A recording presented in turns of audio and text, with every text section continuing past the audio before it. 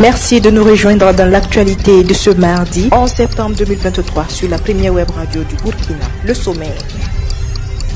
55e organisation pour l'harmonisation en Afrique du droit des affaires. Le Burkina Faso et le Mali dénoncent les recrutements frauduleux.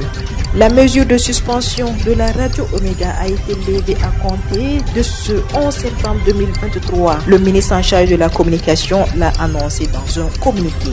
Mesdames et messieurs, voilà ce qui constitue la une de l'actualité de ce jour sur la radio B24. Bonjour et bienvenue.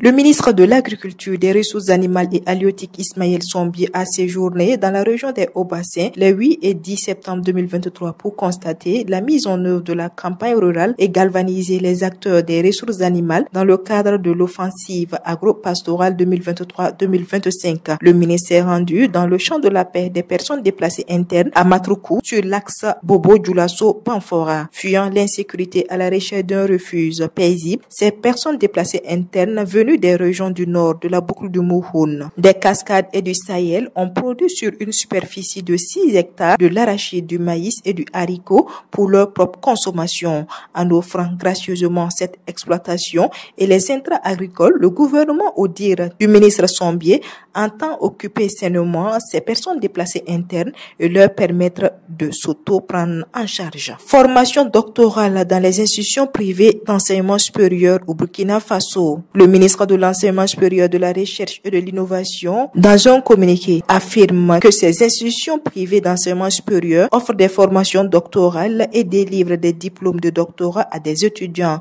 Pour le ministère, cette pratique viole les dispositions de l'arrêté numéro 2020 et du 7 janvier 2020 portant cahier des charges des institutions privées d'enseignement supérieur. Pour le ministère, aucune université privée n'a bénéficié de l'autorisation du MERSI pour la formation et la délivrance de diplômes de doctorat unique et de PhD. De ce fait, il invite les étudiants ainsi que les parents d'étudiants burkinabés et étrangers à bien vouloir s'abstenir de toute inscription en thèse dans les institutions privées d'enseignement supérieur au Burkina Faso. Restons toujours dans l'éducation pour parler du plafonnement des frais de scolarité. Le ministre en charge de l'éducation affirme que pour le moment, ce n'est pas encore possible car aucune disposition dans les cahiers de charges ne permettent à l'État de fixer les prix, si bien que les promoteurs ont la liberté de fixer leurs prix en fonction de leur investissement et aussi la qualité de leurs prestations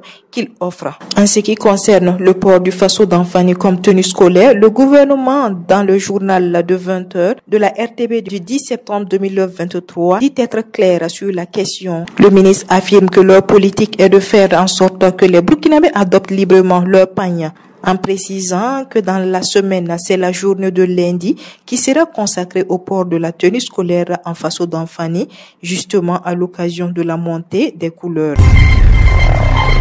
Comme je vous le disais en titre, le Burkina Faso et la République du Mali ont dénoncé samedi des recrutements frauduleux de personnel qui ont eu lieu lors de la 55e session du Conseil des ministres et du gouvernement de l'Organisation pour l'harmonisation en Afrique du droit des hommes, OHADA, pour l'instigation, selon eux, de l'Agence française de développement. Les deux pays ont notamment condamné les manigances opérées pour empêcher leurs représentants de s'exprimer pleinement pendant cette rencontre de Kinshasa qui a eu lieu du 28 au 30 août 2023. Contrairement au récit mentionné dans ce compte-rendu, ces représentants du Burkina Faso et du Mali, tous deux ministres en charge de la justice, ont évoqué plusieurs griffes et manquements violents des règles de fonctionnement de l'OHADA dans le cadre du processus de recrutement entaché de vices de forme et de fond en vue de pouvoir au poste de secrétaire permanent et à autres postes internationaux. Dernier élément de ce journal et parlons de la levée de suspension de la radio Omega.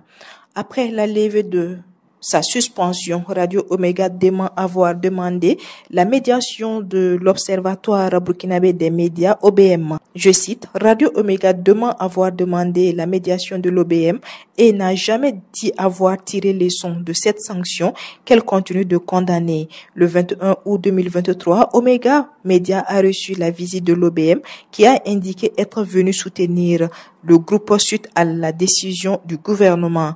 La visite de soutien n'a pas été rendue publique à la demande de l'OBM qui s'est proposé de négocier avec le gouvernement pour la levée de la sanction. Cette offre de médiation n'a pas eu de réponse favorable de la part de Omega Media qui a clairement donné sa position et qui a rappelé à l'OBM avoir saisi les tribunaux. Il faut noter que le gouvernement a suspendu la diffusion des programmes de radio Omega depuis le 10 août 2023 au nom de l'intérêt supérieur de la nation. Cette décision prise en toute responsabilité a également été motivée par les manquements de ce média, aussi bien au plan de l'éthique que de la déontologie qui gouverne l'exercice du journalisme. Voilà, c'est ici que s'arrête l'actualité de ce mardi 11 septembre 2023 sur la première web radio du Burkina. Merci à vous qui nous avez suivis. L'actualité continue sur www.radiob24.net et sur www.burkina24.com. Au revoir et excellente journée à vous.